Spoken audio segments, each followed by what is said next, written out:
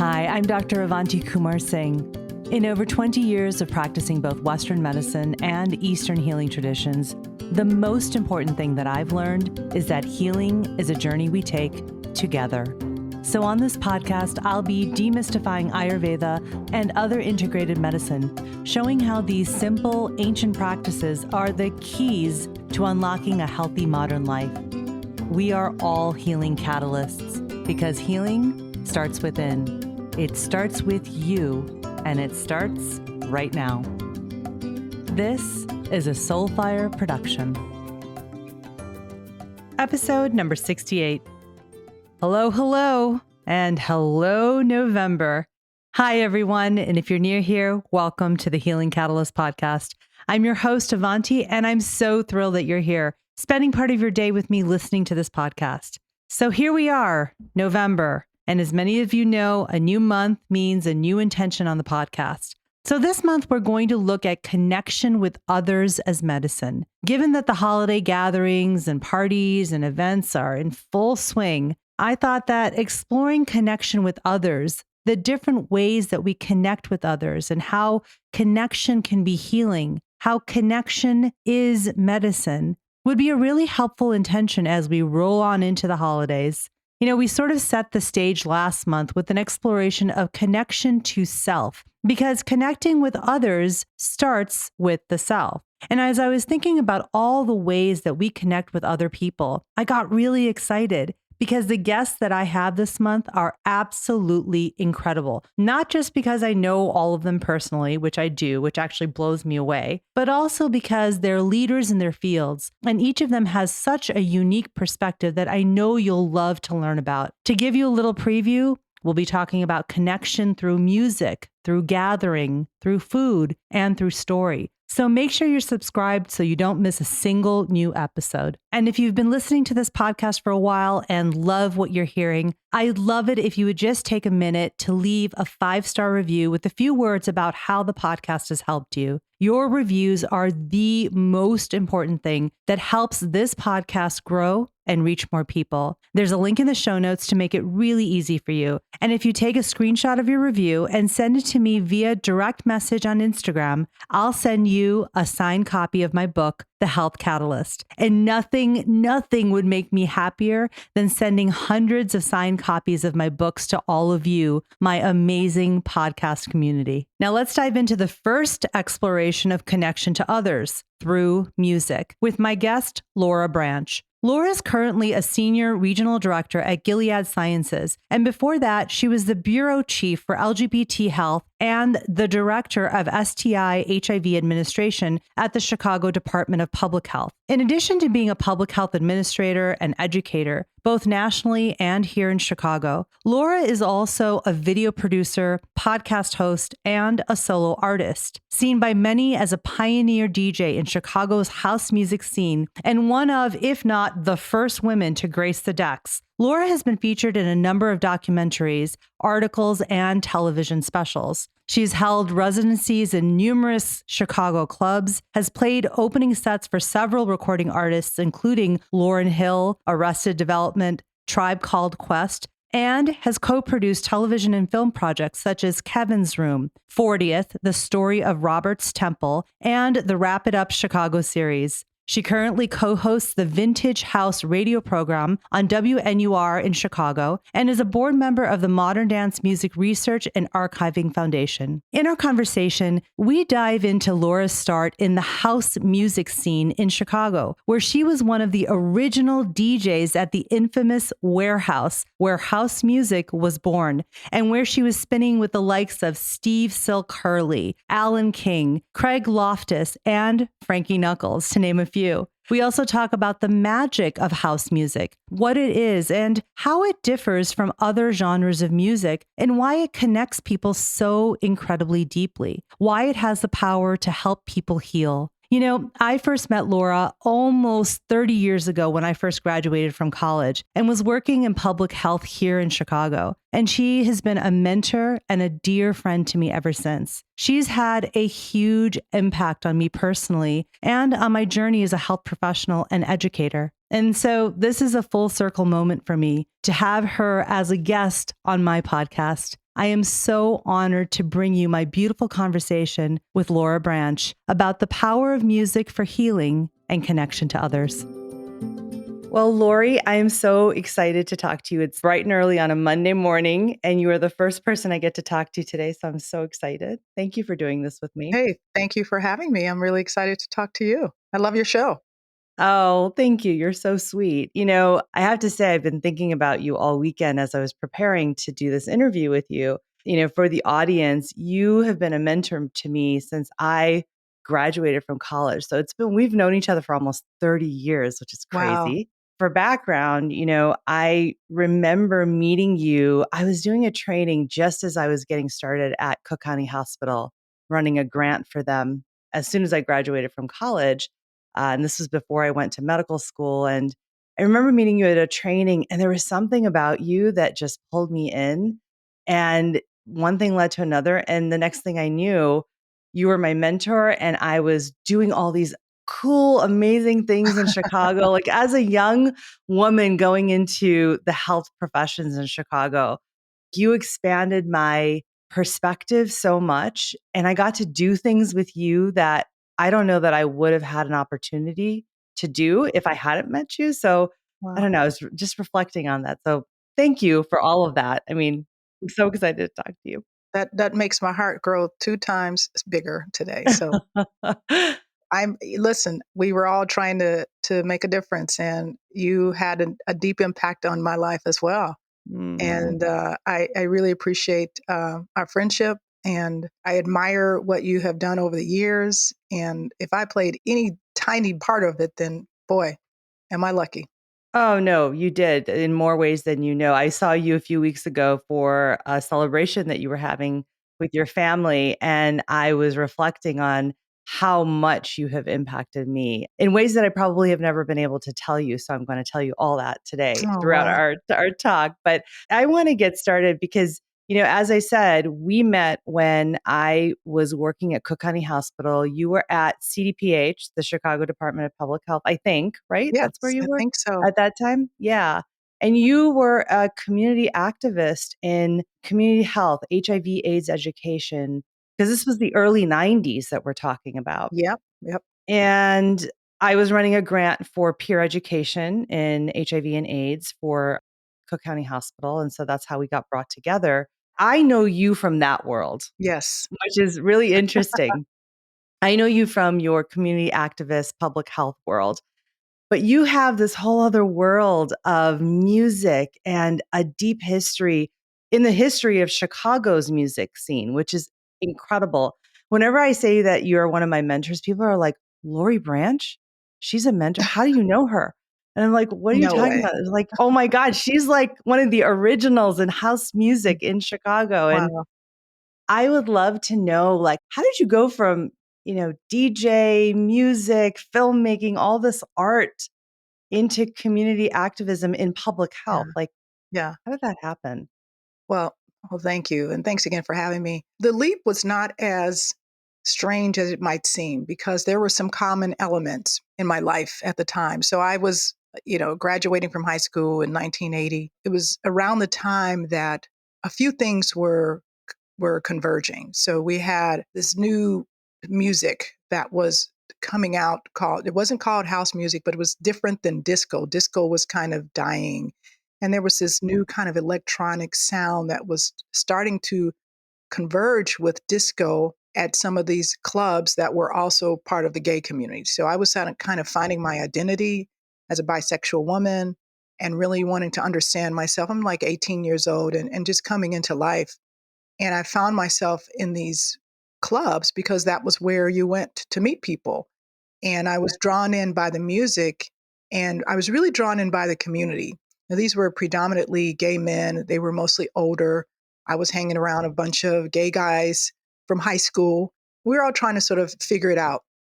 So we would end up in this one club called the Warehouse, very popular club in Chicago. It's kind of iconic. It's sort of our version of Studio 54, but one of the original places where you had this this integration of all parts of the city, different walks of life, different people from different backgrounds who were coming together in this community of music. And we were all sort of drawn into it. And, the ages were probably, it was a juice bar. So you had to be 18. We were 17. We snuck in. And Mhm.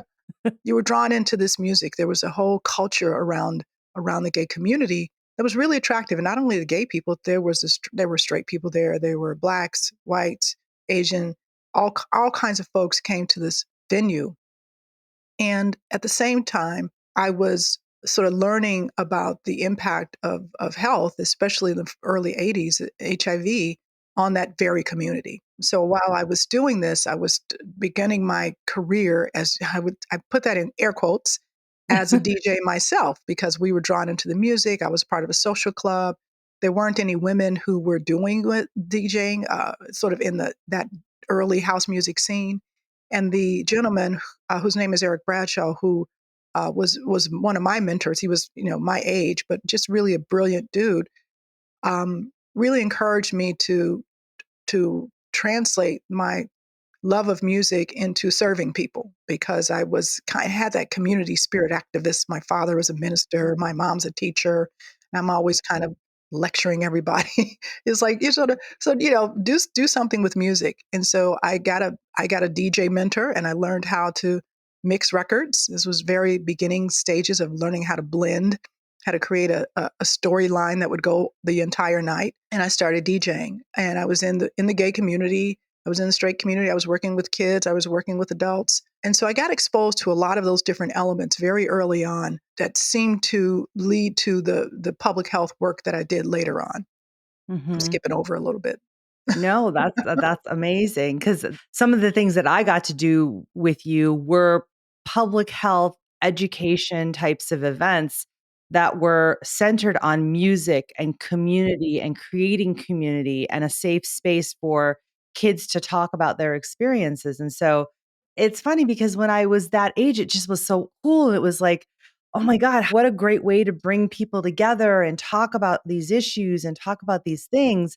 And I don't think I realized how, in a way, innovative it was at the time Yeah. until I look back and think about the fact that we were doing that, at that time when nobody was really doing those kinds of events or kinds of community types of things in an organized way in that way. No, I agree. I agree. It was being a DJ and seeing the power that community can make by bringing in music and having content that is positive and appealing to people's sense of being present with each other, and integrating educational messages. It just felt like a no brainer to me. And so I was approached by one of our friends, well, my friend Tracy Fishman, who I think became a mutual friend of ours. And she had this, it was a similar concept called Club Prophylactic in California. And so that was the name Yeah. of the party. And she wanted to do it in Chicago. And somehow somebody led her to me, like, oh, I should meet Lori Branch. She does this kind of work. And I was immediately drawn to it. I'm like, well, let's get other folks, who work with adolescents, and create a new community where we can bring kids together in a safe space where they can experience great music, where they can be educated in a creative way. We didn't have, typical booths at a health fair. We had a fortune teller who would, talk Right. talk about what your fortune might be, if you went this route or that route with safer sex or what have you. And we had games, and we had lights, and we had DJs. And so it was a really popular way to bring kids into a discussion that normally they wouldn't have. Right. That had a lot of taboo, a lot of stigma around because it was not only talking about sex and sex education, but it was talking about HIV and AIDS. So you had like this double whammy of the sort of stigma around those things. And then you're talking about these issues with kids, with, teenagers. And so making that safe environment to have those conversations was pretty incredible. Okay, I want to backtrack for a second because I want to talk about house music because this month we're talking about connection to others. And I really wanted to talk about how music connects us, right? Hmm. First, let's start with like, what is house music? You talked about it a little bit. For those of my listeners who may not know, I also had to educate myself and really understand. I've heard about it because I've lived in Chicago forever. I was exposed Yes. to you but what is house music? And then the follow-up question to that is what is it about house music that connects people? Because you started by Mhm. talking about that when you first opened and talked about how you got started. What is it about house music that creates such a community? So let's talk about those two things. All right. I will start with what is house music. Yes, please. So, house music is a genre. I like to say it's kind of an umbrella genre that includes a lot of different types of music, but its name is much debated. But as I mentioned, the club, the Warehouse, was a club in Chicago in the South Loop area, kind of a deserted area of town at that time. It's pretty booming now, Yeah. but sort of the west south loop of Chicago, where a lot of warehouses were and empty buildings. And so this was a club that was popularized in late 70s, early 80s. The DJ was Frankie Knuckles. The owner's name was Robert Williams. Frankie has passed, but Robert is still very much with us. And it was a very popular nightclub. So the term house music, uh, many will say, came from the warehouse because many of the house music, I would say, artists were patrons there. Frankie Knuckles was a house music DJ. He was one of the original people to start taking disco music and integrating electronic parts to it. So using technology to enhance, songs that you would hear on the radio and make them different. So you would only hear these types of songs in this club by this DJ. And that's what was the allure, is that you were hearing something that was on this amazing sound system in this really carefully curated space that you wouldn't get that experience anywhere else. So it was kind of like the mecca of music if you were a DJ or if you were just a person who loved dance music. Um, so the term house music, people will say clearly the warehouse contributed to its name. You would see record stores that had a little label that said, "We play warehouse music." And then it was kind of shortened to say, "We play house music." Now there's another camp that says, well, there were teenagers making music in their house. And so we think the term came from there because a lot of these teenagers were young and they weren't even old enough to get into the warehouse. So how did they get that terminology? Yeah. Um, so I like to give credit to both. It was, kind of a synergy that was happening in Chicago around that time, and that's the term. And what it means is, it's a style of music that it's characterized by a kind of a four to the floor. We call it four to the floor beat. So it's consistent. It typically is around 120 to 130 beats per minute, and it includes different styles. The early house music was much more sort of raw, and you just had people using this new technology. There's a machine called the 808. It's like a drum machine that was used to like create music. These early innovators, most of whom were my friends I went to either high school with or we sort of hung out together, who were using this really raw machinery to just make new music, stuff that wasn't even intended to make music. And it was popularized. It was put on records. It was sold overseas. It was lots of challenges with rights and copywriting and all that. But long story short, it got to the UK. UK spread it very widely. A house music song went to the number one pop chart in the UK in 1987. That was by Steve Hurley, who was one of my classmates. And within a short period of time, Chicago became known as the house music capital. So he was creating this unique music that was getting spread around the world. And now, people credit house music with giving birth to EDM, that's electronic dance music, to techno, which came out of Detroit shortly after house music. So it's kind of like, I think, the godmother, godfather of a lot of modern dance music. Hmm. Got it. That's That was a amazing. long explanation, but No, I it's hope it really was thorough. helpful. No, it's really helpful to understand because that follow-up question is like, what is it about house music Yes. that creates this community? Because, you hear like, oh, there's all these different styles, disco, funk, whatever it is, and they all have large followings and people who like the style. But what Yeah. is it about house music? Because I've heard this consistently from people I've talked to from growing up and living in Chicago, my husband who loves Hmm. music, that there's something really special about house music that draws you in, creates this community. So and for it to go from Chicago, the Yes. southwest side of Chicago to the UK and be number 1 on the charts, Yes, on the pop chart. right, on the pop charts, like, Yeah, what is it about house music, do you yeah. think? Well, I've got lots of opinions, but I'll Yeah. try to distill them to stay within your time. No, you're But, fine. We could talk as long as you want. I think that there's a few elements. I think one is the content. So house music, when it was originated, was really based on a very positive message. So this was about party. It was about love. It was about acceptance. Some of the earliest creators of it, like Frankie Knuckles and Ron Hardy and many of the musicians, were these really bright and brilliant young people who were about making positive change. So the content really draws you in because it's happy music. If you go to a house music picnic anywhere or, a festival, people are smiling. They're having a great time because not all of it, but most of it, the vast majority of it is just good, happy music. It's about feeling yourself. It's about loving your community. It's about loving each other. It's about being in love. It's kind of rooted in love and spirituality. There's a lot of gospel house music, that's about spirituality. So I think the content is a big piece of it.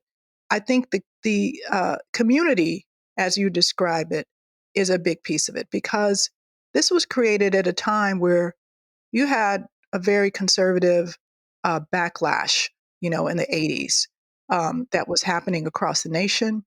You had people there was a disco DAI radio station here in Chicago, and the former disc jockey who was there before the disco took over, had a horrible night in 1979 where he said disco is dead, and he wanted to blow up all the disco records. And it was really about racial issues because the records they were blowing up, it was a lot of white kids from Chicago's more segregated communities who took that opportunity to like burn all their records by black people. And so there was a lot of need for the community to come together in a positive way to deal with what was happening in Chicago, very racially segregated city, what was happening in the nation, and to have safe spaces.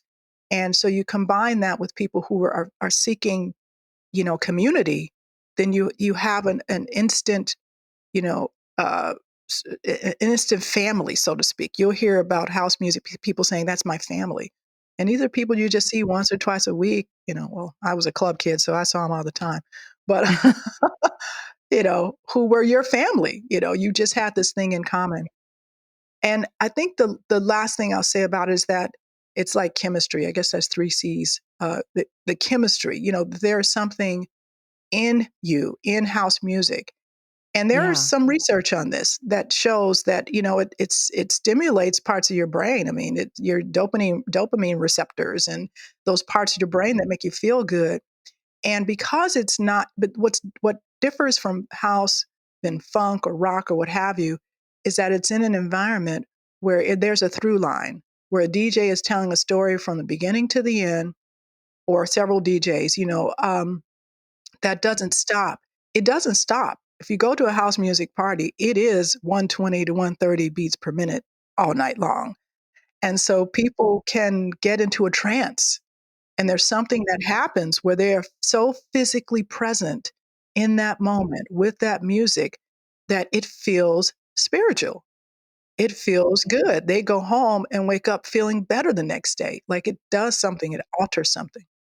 Mhm. Wow. Okay, I have to unpack that. So content, community, chemistry.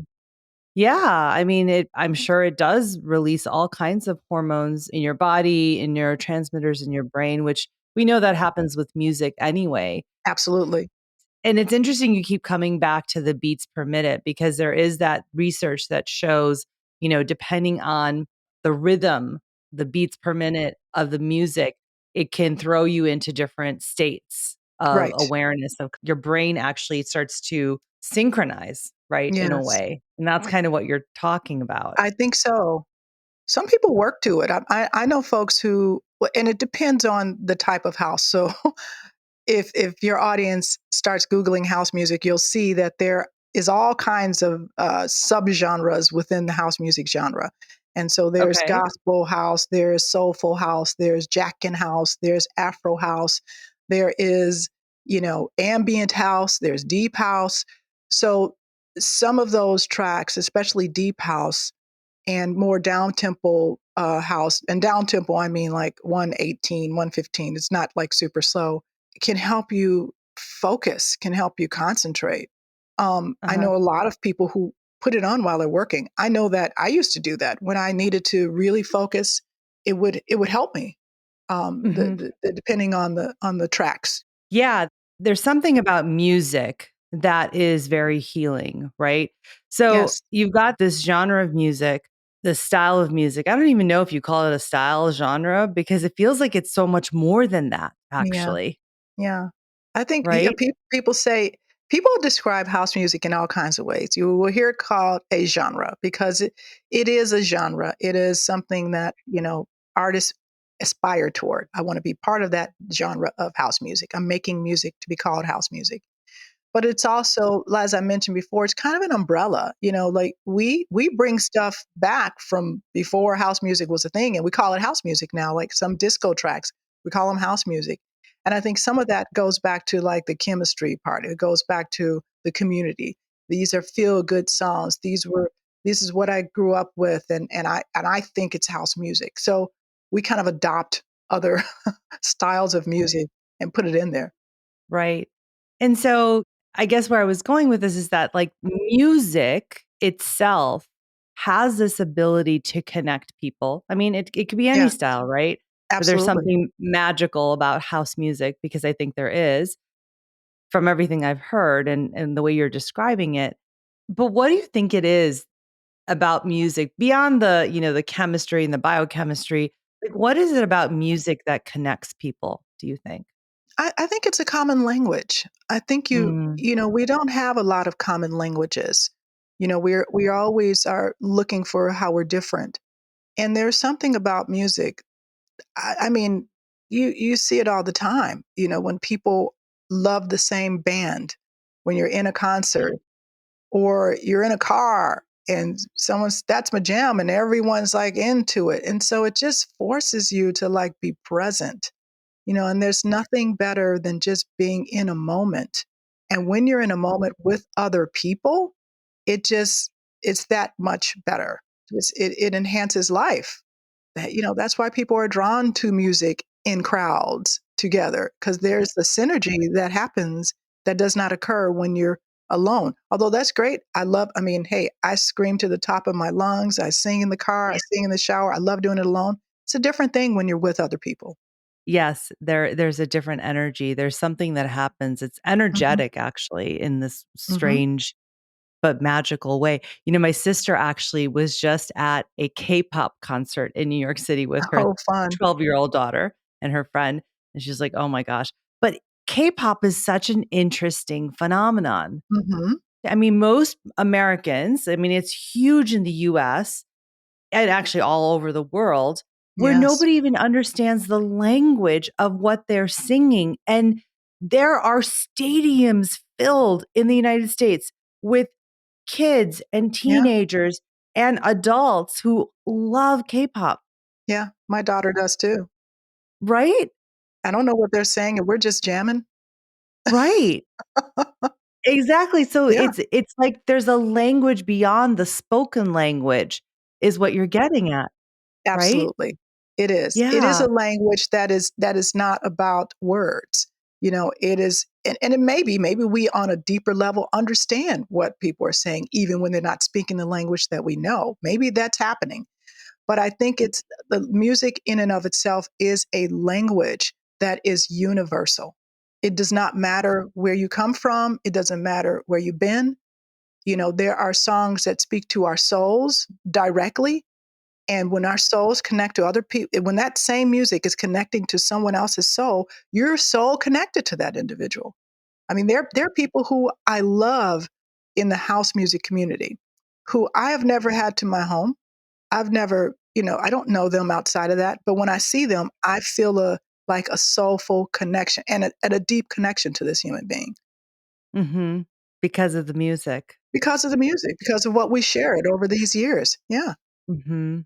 That's so interesting. And I think that can happen in any genre, with any community. Yeah, for sure. I guess that's what I'm getting at is that that can happen in any style of music, any type of music, any time that music has been made, whether it was, Yes. 100 years ago, 1,000 years ago, or Yes. yesterday, right?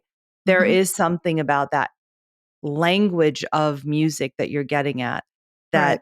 connects human beings in this way because it's almost like it's this information that we hold within us as Right. humans, like this ability to connect to a beat. They always say that the heartbeat of the earth is something that we know intuitively as humans, and that's what we hear in drumming. And Yes. that's why Absolutely. drumming is so soul stirring and Yes. it can be so healing for people because it's literally the heartbeat of the earth, right? Absolutely. Right? Different sacred medicine circles or sacred healers or ancient healers, they add the drumming or that kind of music with a beat. Like, because it's interesting, you were talking about the beats per minute when you Yeah. described house music, because there's something about the beat. And I don't know enough about music to understand this. Maybe you do, but Hmm. just from my, reading and being exposed to people, there's the beats that connect us in some way. Yeah. I think it's what you're saying. There is something about a consistent beat. That when Mm, you talk about what separates like house music from other, like if I'm going to a club and I'm listening to a variety of things, you mhm. stop and people clap and they sit down and they have a drink or what have you. There's a different rhythm that happens when you are in something for 10, 20, 30 minutes straight and there's a beat that may vary slightly, but it's going to stay within a certain range. And that's very intentional because it is like a heartbeat. It is asking you to fall into a trance. It's any culture that sees the drum or rhythm as a central part of their experiences or their traditions or customs. That happens in lots of places where that drum is a central part of that. We borrowed that, for our music in the United States, but it's been around for thousands of years. Yeah. No, and it's interesting your point about it not being interrupted. That, Hmm. in a house music concert or if you go to a club and you're listening to house music for a few hours, there's no breaks. No, It no just breaks. continues. So how did they figure that out? Like, it was intentional or did it just happen by accident? That's really interesting. Yeah, you're asking a great question. I need to kind of search my files to look at what people say to that because I'm not sure how they figured it out. I do know that the technology had a lot to do with it. So I think that, the ability to mix songs, there's a mixer is a piece of machinery that allows you to connect two different devices. So in the beginning, that might have been a reel to reel and one turntable, and then a tape deck and another tape deck. But when it really took off was when someone in their wisdom discovered two turntables and a mixer that I could go for a long time and people are not getting off the dance floor. These are early DJs, Larry Levan, Frankie Knuckles, others who were discovering this in New York and Chicago and other places. And I think that they kind of just stumbled on that magic that you didn't have to take a break, that it would actually build and build and build, and as a DJ, you see that, and there's a way to um, create that story and that through line for an entire evening. Now, I kind of like to mix it up a little bit. And when I say mix it up, I'm still doing 120, 130 beats a minute, but different types of styles. Some that's harder, some that's softer, so that people can take a breath. Because Yeah. the older you get, the more exhausted. You do that when you're like 20, you want to bang your head for 5 hours, but there's a way to soften it, even believe it or not, and stay within that those parameters. So it's very complicated, but it's also simple. It's just being present, staying there as long as you want, as long as you can. And some people, can do it for 5 minutes and some can do it for 5 hours. Hmm. You have had a huge career in public health. I mean, you are known all over this country as, one of the leading voices in activism around HIV AIDS education and organizing. And it's incredible what you've done. Thank you. And you still, every now and then, I Yes. mean, I know you don't play that often, you still DJ. Yeah. Why? I think I have to. I think I have Mhm. to, and I enjoy it. It is. There were times where I needed to make money. I was like you say in public health doesn't make you rich, and at a point when we were hanging out when I was raising my niece and I was, trying to help my family, and so I was using DJing as a way to supplement my income, and I did that for many many years. Um, and that became less fun and less necessary as I matured and got better jobs, et cetera.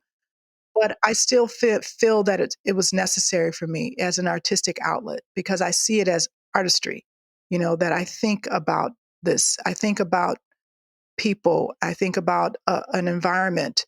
If I'm asked to do a club or a special event, and I know that there's likely going to be 100 people at this one, but there'll be 10,000 people at that one. It forces me into an artistic space. Like, how do I come prepared? What is it that I'm trying to communicate? How will I mesh with the other people around me? And so I find that it's necessary for my brain, to kind of go through that exercise as an artist to stay relevant to myself, Mhm. to feel that I'm contributing to my own development as I am contributing to the community. I'm very blessed that people still ask me to do events, and I probably do one a month, in summer a little bit more often, but just enough so that I can continue to enjoy it. Mhm.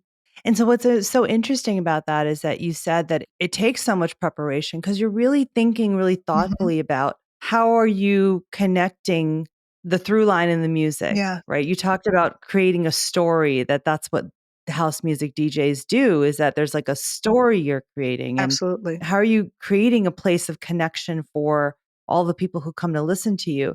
But then there's also something interesting you said, which was how are you connecting to an audience of 1,000 versus 10,000. Right. It is interesting and it's challenging. And you need to be prepared. I have a little group that I work with now. We call ourselves the Good Girls, and it's two women who are just lovely, Darlene Jackson and Hannah Vitti, both of whom Darlene Jackson is iconic in Chicago. She goes by DJ Lady D, and Hannah Vitti goes by Vitti Girl. And we sort of became a collective by accident. We sort of discovered each other a few years ago, right before the pandemic, and we just started doing events together. And I realized by joining this collective, it kind of made me up my game. I have to really think about stuff when I showed up because Lady D and Hannah are very serious about their craft. They DJ much more often than I do now. Um, and I remember one night going to there's a bar here called the Smart Bar in Chicago. It's well known. It's on Chicago's north side.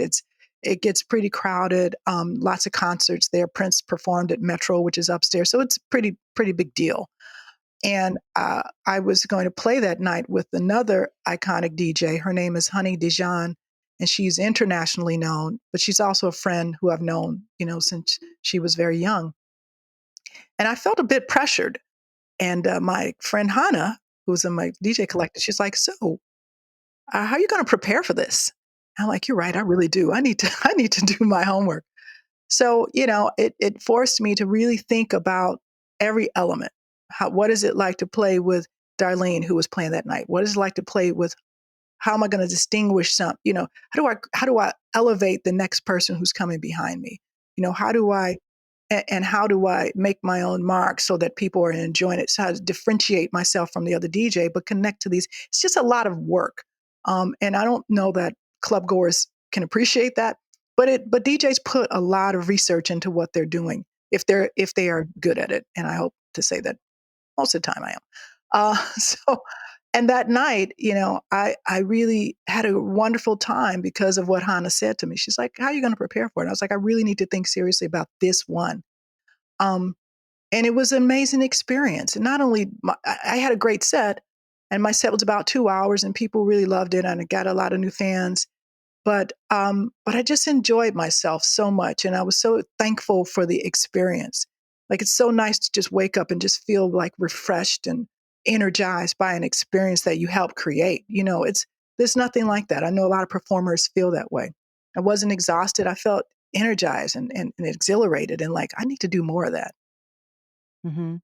And so what it sounds like to me, it's like you have through your music and through your DJing and your art, it's a way for you to connect to others, Yes, it is. right? It's not even just about creating that space for the people coming to the event. Mhm. Whether it was the events I was helping you with as a young woman in medicine, like going into medicine, and we were doing all these cool parties for HIV/AIDS education. I mean, you are creating that connection point for all those people, but it's also for you. It feeds me. It absolutely feeds me. Yeah. I mean, it's a selfish thing too. I love creating community, but that's because it feeds me. I kind of need it. I'm a both introvert, extrovert, kind of person, and that extrovert, is a very social creature, and that gives me permission, and it gives me access in a way that is so fulfilling. Um, and I meet so many wonderful people by doing this. People who appreciate what I'm bringing, people whom I appreciate, because of what they give to eat to me and to each other. And it's a beautiful community. So I love it for more than just the music. It's if it were not for the people, I wouldn't do this. It's a Mhm. mutual love Mhm. fest. Mhm. And so how do you think music heals people? Because we've talked about the power of music bringing people Mhm. together or for educating people in the case of the work that I did with you around music and parties and Yeah, events. What is it about music that heals people? I think that music has so much power to take you into a different state of mind, and everything starts with your state of mind. So if you are in a state of mind where you're coming from an area of whatever it is, something that is the opposite of health or the opposite of happiness, music has the power to bring you out of it. It has the power to put you in a different state of mind. It's designed to do that. It The chemistry happens. Like, it's not an accident that you feel better when you are jogging and you're listening to your favorite track. Like, everything's working Yeah. together. Yeah. Yeah. That's intentional. That's by design. And that is a healing thing. Music is healing in and of itself. And and I think I could say that for almost all music. Now, not all music is positive and all music is, healthy. And there's some things Right. that we don't need to listen to. That's your Mhm. choice. But there's so much overwhelming evidence, that music, that just the way that it is designed, the different genres, the appealing to different people, that there is this intrinsic value to just embracing that and being a part of it, and being engulfed by it, that has the power to change your health, to Mhm. actually Mhm. physically change your health, to change your heartbeat, to change your mental state, to change your psychology, to change your physical state. I mean, dancing is very powerful. Mhm. It is. People need to dance. Yeah, yeah, and I feel like one of the things about what you're describing with house music Mhm. and the continuous nature of it, the beats per minute, it's almost like you can't help but move, Right. right? You can just be sitting on the sidelines and the next thing you know, you're in the middle of the dance floor because there's something about that that moves your body, Mhm. and that's another connection point to other people or connection to healing, moving energy through you. Right. Whatever it is, right? Like, people always say, "Just dance it out, move it out," right? That's Yeah. kinda what you're speaking to. Absolutely. And we don't talk about the connection that people have as dancers. That in the early, one of the things that made house music so unique was that you didn't have to have a partner because you were part of this moving body. The whole room was breathing together. You didn't have to be choreographed. You didn't have to think about it too hard. You could just go and just be yourself. You can move a little or move a lot, but just be a part of this organism. It's like a living thing. Mhm. Mhm. That's dancing. Yeah, and it's like coming up for me is like it's like the heartbeat of the earth, right? It's almost Yes. like Yes. creating this breathing living organism, but it's in community with other people. It's Hmm. not just you. Right. And I always say this about Ayurveda, it's like this when you start to understand that you are part of something so much larger than yourself Yes. and you start to sync up with nature and the universe in this way through these different ways, right? Whether it's going outside in nature or going to a house music party, you are part of something else that's bigger than yourself, and that's healing. It is. It is. It's, of course, it's healing because you are empowered, you are broadened, Mm, you're expanded. All of those things speak to healing. All of those things speak to community and just the power of connectivity. That is so important. You're bigger than yourself. We are all. We are all connected. And you can choose to acknowledge that and participate in it, or you could choose to sit on the sidelines. But I promise you, being in that movement is going to make you feel better. yeah, yeah. However you decide to participate, you are connected, Absolutely. really, right? Huge. Wow. It's a lot. It's a lot. It's a lot. It's a lot to think about, Yeah. and it's profound. I'm thinking about the fact that how lucky am I that you were one of my first mentors, and I Oh, get to have this conversation with you, and I had those experiences that really shaped me as a person and as a health professional. wow. I mean, it's had a lasting impact on me. Thank you. I can't thank you enough, and I will thank you forever and ever, but I just feel like this is a good place to end because we could keep talking because there's so many more things, and maybe we will. We'll just do another episode. Anytime. But I really wanted my audience to really hear about music and healing and community because I feel like you are just the embodiment of that for me, Thank you. and I wanted to share that. Thank you. I appreciate you. I would love to ask you one last question. It feels Yes. like a good place to end Okay. our time on this episode is, when I offer up the phrase to be a healing catalyst or to have a healing catalyst, what comes up for you? Wow. I think that is, I think we all have the potential to be healing catalysts for ourselves and for each other. And if I want to connect it to music is, Mm, find what you love because there's something for everyone. Not everyone is going to be a house head like me, but there's some music that's going to speak to you independently and to you as joining a community of lovers. That there's a community out there waiting for you uh, to expand and to transform them as they transform you. yeah. Lori, thank you so much for doing this with me. Thank you. It's really, really my pleasure. Thanks again for listening to The Healing Catalyst. If you love what you heard, please hit follow and pass it along to a friend. And if you're feeling really inspired, please rate and review so that others can find this podcast more easily. To learn more, head to avantikumarsingh.com. And to connect with me directly, find me on Instagram at avantikumarsingh. I'll be back next week and hope that you will be too. Until then, remember, with the right catalyst, you have the power to activate your own healing because healing starts within.